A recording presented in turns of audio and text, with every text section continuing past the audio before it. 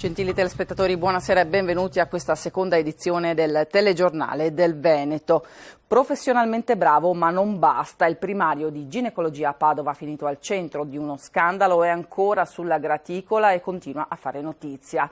C'è l'inchiesta penale che va avanti con rilievi ancora più inquietanti e poi ci sono le conseguenze di un comportamento del primario anche in fatto di irregolarità fiscali. A rimetterci è il servizio sanitario pubblico ed ora l'azienda ospedaliera di Padova ha sospeso la convenzione con la clinica privata Città Giardino.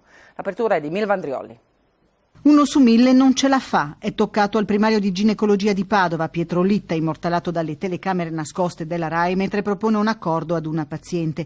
2.000 euro in nero e l'intervento in ospedale, a stretto giro, saltando la lista d'attesa. Il primario è finito sotto inchiesta, indagato per peculato, molti dubbi sulla correttezza formale del suo operato, compresi i file cancellati nel PC del prof, come la visita della paziente giornalista che intrappolò il professore, per cui la visita pagò 250 euro che avrebbero dovuto andare all'azienda ospedaliera, ma niente ricevute e dei passaggi non c'è più traccia. Cancellazioni ex post per visite disdette o per costruirsi una verginità processuale. Gli esperti informatici della procura daranno a breve una risposta univoca. Ciò che fa riflettere è che all'origine del servizio della trasmissione Rai Petrolio, che ha portato lo scandalo sul piccolo schermo, c'è stata una soffiata contro il professor Litta. La giornalista Francesca Biagiotti non è andata nella clinica privata a caso con tanto di telecamera nascosta.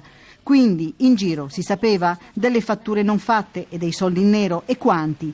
Anche la Guardia di Finanza sta spulciando la contabilità.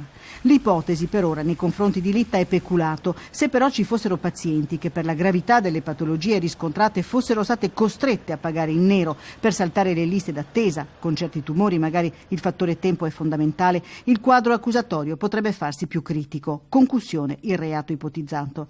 Gli inquirenti aspettano le segnalazioni anche in forma anonima.